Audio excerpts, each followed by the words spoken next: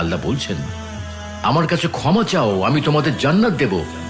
মোটেও দেরি করো না, এক্ষুনি চাও, আমি তোমাদের দিয়ে দেব। দ্রুত ছুটে চলো আমার জান্নাতের দিকে। আমার জান্নাত পৃথিবীর মতো এত ছোট কিছু নয়, এত সংকীর্ণ নয় যে তোমাকে সেখানে গাদাগাদি করে থাকতে হবে, বায়ু দূষণের শিকার হতে হবে। আমার জান্নাত এত প্রশস্ত, 7 আসমান আর জমিন জুড়ে তার বিস্তৃতি। আমার এই জান্নাত তাদের জন্য যারা আমাকে ভয় করে, আবার আমার অনিঃশেষ রহমতেরও আশা করে। আমার জান্নাত নশ্বর পৃথিবীর মতো ক্ষণস্থায়ী নয়। পৃথিবীতে তোমাদের জীবন বড় অনিশ্চিত, কে কখন চলে যাবে তার কোনো নিশ্চয়তা নেই। অথচ আমার জান্নাতে তোমরা চিরকাল বসবাস করবে সুখে, শান্তিতে, নিশ্চিন্তে।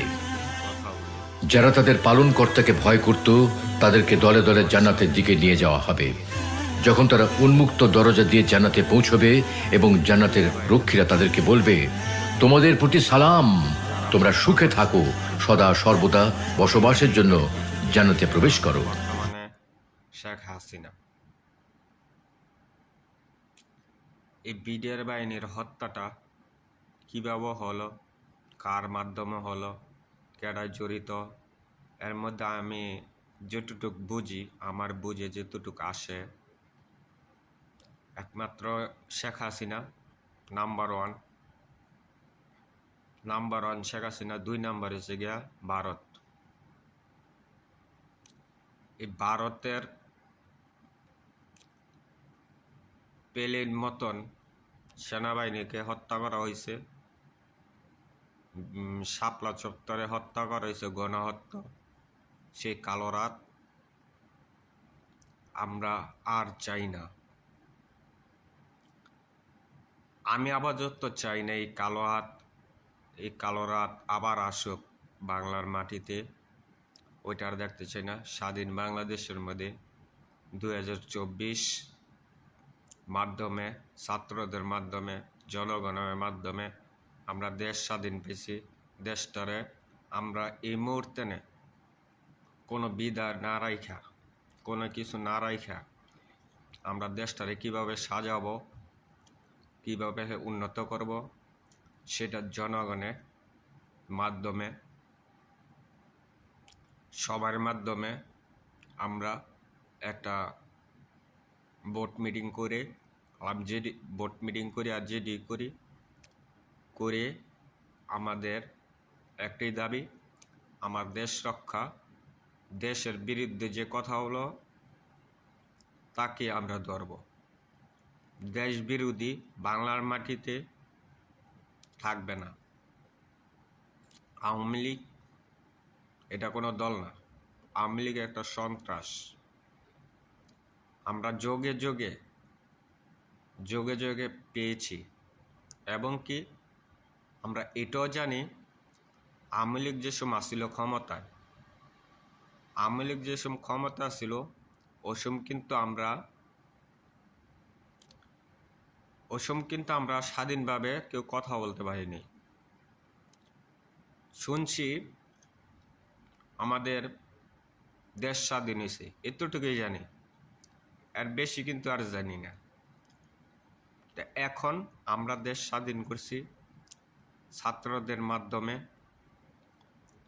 রেসপেক্ট দিয়ে কথা বলতে হবে। যে কোনো কাজ করতে হলে জনগণ আসুক বা ছাত্রদের নিয়ে, যুবকরা নিয়ে আমরা এই প্রজন্মের মানুষটিকে নিয়ে আমরা দেশটাকে আগাইতে হবে। যেই আসুক, দেশ শাসন করার জন্য যেই আসুক, গণতন্ত্র দেশ, নির্বাচন হয়ে আসতে হবে। প্রশ্ন একটা, কিন্তু আওয়ামী লীগ এই বাংলার মাটিতে কখনো আর তৈরি হবে না, আপনারা নিশ্চিত থাকেন। এই আওয়ামী লীগ একটা দল, এই দলটা আর বাংলার মাটিতে কখনো আর থাকবে না, এই আওয়ামী লীগ যদি আবার কখনো ঘুরে গেরা যদি আবার আসে, তয় কিন্তু বাঁচবেন না কেউই, এমন দেশ তো মনে করেন শেষ করে দিয়ে গেছে। কোনো জায়গায় ঠাই হইতেছে না। তা আশা করি এই খুনি হাসিনাকে আমরা ইন্টার মাধ্যমে গ্রেপ্তার করে বিচারের আওতায় নিয়ে এই দেশমুক্ত বাংলাদেশের এই খুনি হাসিনাকে মৃত্যুদণ্ড দেওয়ার আশা করতেছি। এটা আমাদের সারা বাংলার জনগণের পক্ষ থেকে আমার এই একটা মেসেজ। এই খুনি হাসিনা, এই শেখ মুজিবরের যে আন্দাজেন্দা লেশ পেশ গেছে বা সুতা গেছে, শেখ মুজিবের যত কটা সুতা গেছে যেভাবেই সব কটার আইন না সাজা ভোগ করায়া বিচারের মাধ্যমে তুলে ডালে একবারে শেষ করে দিন। কিন্তু আমাদের শক্ত হতে হবে, গুজব কান দিবেন না। কিছু কিছু মিডিয়া আছে কলকাতার মধ্যে গুজব ছড়াচ্ছে ভালো কথা। আমাদের বাংলার মাটির মধ্যে থাইকা চলচ্চিত্র একটা নায়িকা অভিনেত্রী, আমি আপনারও কিছু বলি। আপনি ভালো কথা, আপনি শেখ মুজিবর ফুল দিয়ে দর্শন করবেন, সমস্যা নাই, করেন। তা আপনি হসপিটালে গেলেন না কি লেগে? এত জনগণের জন্য আপনারা মারল, অত্যাচার করলো, তা আপনি হসপিটালে গেলেন না কি লেগে? আপনি কি হসপিটালে যাওয়ার মতন ওই শক্তিটা কি আপনার আসিল না? যে এরকম একটা গুজব ছড়ামো, আমার তো হসপিটালে যাইতে বুঝেন না, নাইলে তো আমার এই গুজব বিশ্বাস করতো না। কি অপরাধ করছিলেন আপনি? ভালো এজন গায়ে, বুঝছেন? আপনি নারীর মতন থাকেন। ওই 100 বছরের শোক পালন করতে আমার, আর আমার ছোট ছোট ভাইদের যে রক্ত শুকায় নাই, এখনো রাস্তার মধ্যে রক্ত শুকায় নাই, সেই শোক পালন করতে পারতাম না?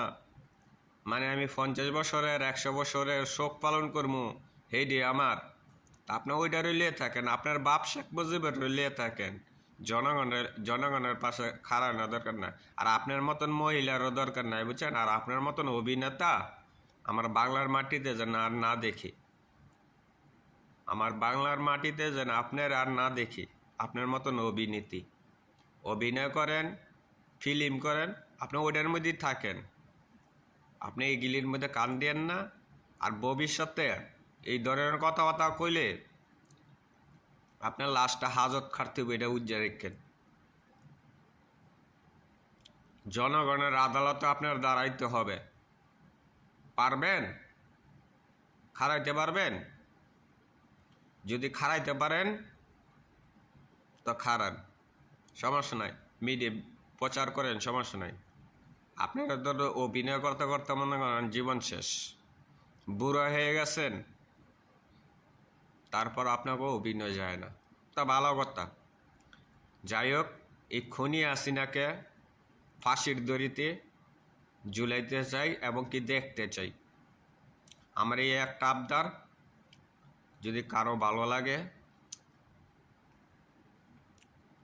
তাহলে লাইভটি শেয়ার করবেন, কমেন্টস করবেন।